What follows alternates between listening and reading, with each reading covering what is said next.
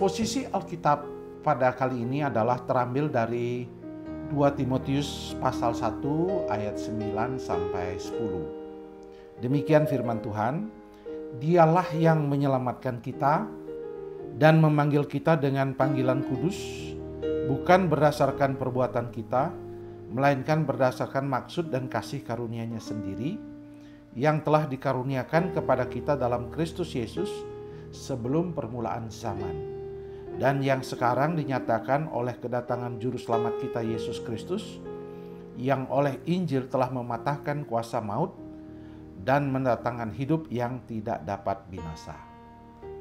Dari teks surat Rasul Paulus kepada jemaat kepada Timotius yang sedang melayani di jemaat Efesus, maka saya mengajak saudara melihat teks ini dengan satu tema kekudusan sebagai kekuatan orang percaya.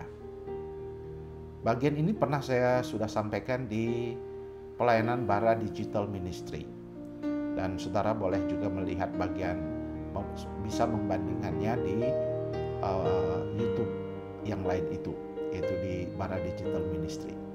Nah, di khusus bagian ini saya hanya memberi simplify atau menyederhanakan teks ini dengan melihat poin-poinnya. Tentu tujuannya supaya gembala memiliki bahan untuk dia kembangkan dalam khotbahnya.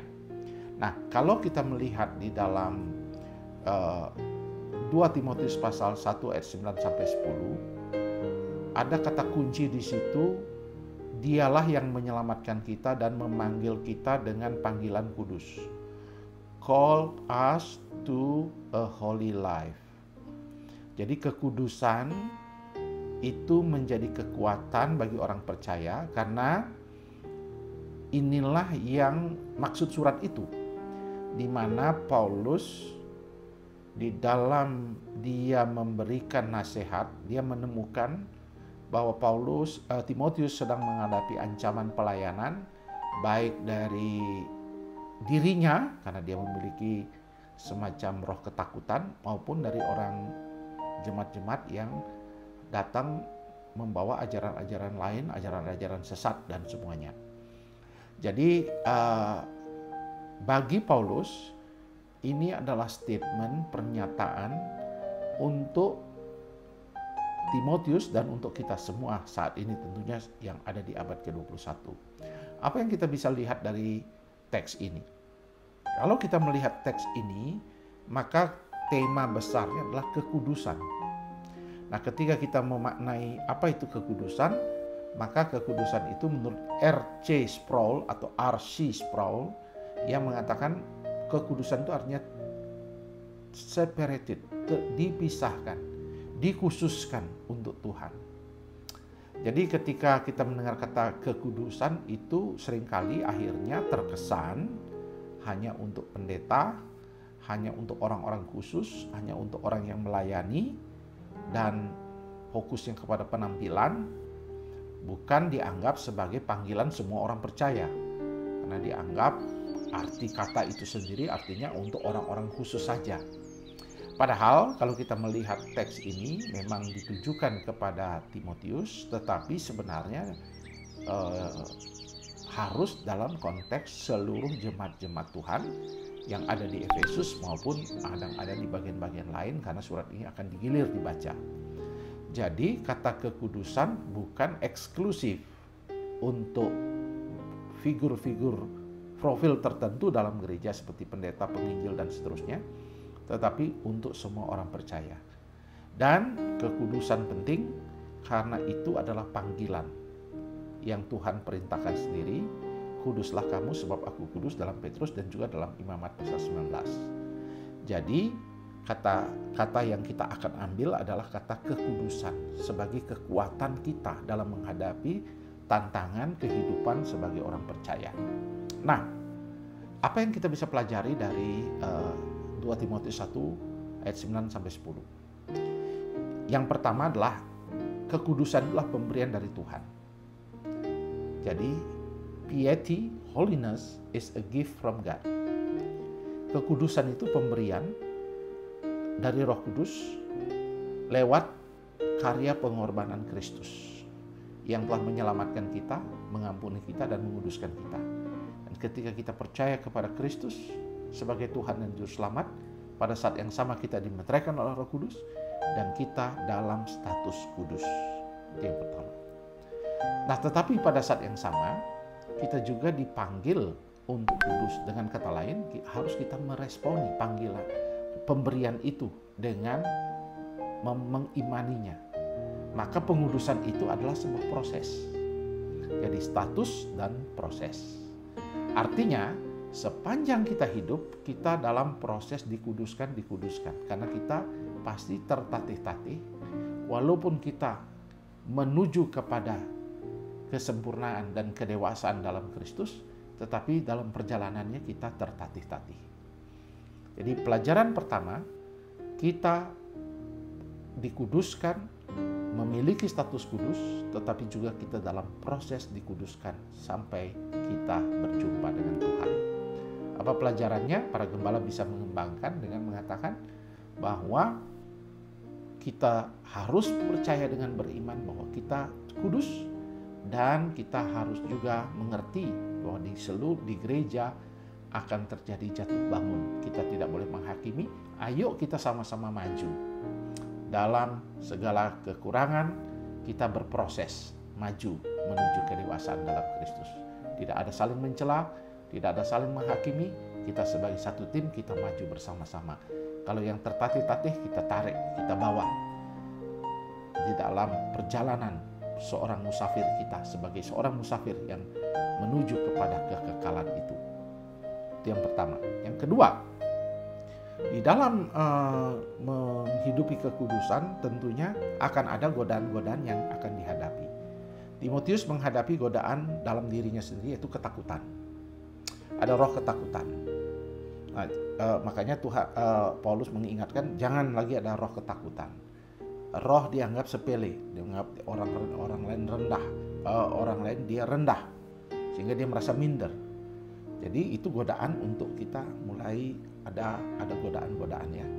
Kemudian dunia di sekitar Timotius maksud saya, ada dewi-dewi yang ada di Efesus, dewi seksual, dewi godaan-godaan yang bersifat percabulan, pesta pora dan sebagainya, kemabungan ada di sekitar mereka, kehidupan barbar.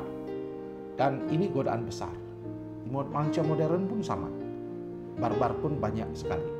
Kehidupan barbar, vulgar dan seterusnya banyak sekali. Dan itu tantangan yang memisahkan kita dalam proses pengudusan itu. Dan yang ketiga tentu kuasa si jahat iblis dan sistemnya. Nah, itu juga harus menjadi satu awareness bahwa itu mereka sedang berusaha membuat kita terlepas ikut dalam marching atau bersama-sama berjalan menuju proses pengudusan itu. Itu godaan. Yang kedua, kita harus sadar ada godaan-godaan yang membuat kita misalnya malas, mencari Tuhan, tergoda untuk hal-hal yang berdosa dan seterusnya. Ini harus aware dan kita harus saling mengingatkan satu kepada yang lain. Bagian yang kedua, gembala harus mengingatkan bahwa ancaman itu nyata dan ancaman itu kita harus diskusikan dan menjadi satu ingatan buat kita, saling mengingatkan. Dan yang ketiga adalah kekudusan itu, proses pengudusan itu yang walaupun pemberian Tuhan ada sarananya, sarana dalam proses pengudusan. Jadi yang ketiga ada sarana dalam proses pengudusan. Apa itu? Yang pertama, kalau kita baca dalam Timotius dan 2 Timotius, ada relasi kita dengan Tuhan dalam kita membaca kitab suci, dalam kita berdoa secara pribadi kepada Tuhan. Dan itu ada dalam kitab-kitab Timotius dan 1 Timotius dan 2 Timotius. Yang berikutnya, collective worship, penyembahan bersama. Tuhan memakai penyembahan bersama itu sebagai alat di tangan Tuhan untuk menguduskan kita. Jadi lewat pengakuan dosa, lewat pujian, lewat firman Tuhan, semua menegur, menasihati, menumbuhkan kita. Kemudian lewat yang berikutnya adalah lewat doa untuk semua orang dan pemerintah. Kenapa kita diminta sebagai sarana pengudusan? Karena kadang-kadang dosa itu bukan hanya dari dalam, dari internal, tapi juga dari sistem. Nah, kita patut mendoakan bangsa dan negara kita agar tidak terjatuh kepada sistem dosa itu. Dan yang berikutnya, panggilan untuk melawan kuasa kegelapan. Kita harus aware dan siap perang melakukan peperangan rohani. Efesus 6 ayat 10-20, kita harus menggunakan perlengkapan senjata Allah dan kita harus berperang. Dan yang ketiga, yang kelima tentu kita melayani orang miskin. Matius 25 mengingatkan kita, ketika kita melayani orang-orang yang miskin, kita sedang melayani Yesus. Dan itu adalah proses di mana kita dibentuk menjadi dekat dan serupa dengan Yesus. Jadi, 3 hal ini penting. Poin yang ada dalam 2 Timotius 1 ayat 9-10. Kekudusan adalah status dan proses. Ada godaan dan tantangan yang sedang menghadapi. Ketiga, ada sarana untuk proses pengudusan yang sedang Tuhan kerjakan dan Tuhan sediakan, dan kita harus menghidupinya. Dan ingat, kekudusan itu sebagai kesimpulan bukan penampakan luar, bukan untuk orang tertentu, tetapi untuk kita semua, orang percaya. Dan kekudusan itu adalah proses di mana akhirnya dalam ayat 10 dikatakan, yang sekarang dinyatakan oleh kedatangan Juru Selamat kita Yesus Kristus, yang oleh Injil telah mematahkan kuasa maut dan mendatangkan hidup yang tidak dapat binasa. Jadi ada kuasa penyertaan, ada penyertaan Kristus ketika kita mau hidup dalam proses pengudusan itu. Jadi kiranya ini dapat menjadi berkat bagi teman-teman yang mempersiapkan khotbah, bahwa dalam kita kekudusan itu bukan fokus pada jangan supaya kita nampak baik, penampilan baik, tapi kita hidup kudus karena kita mau membuktikan Tuhan selalu bersama dengan kita. Tuhan menolong saudara.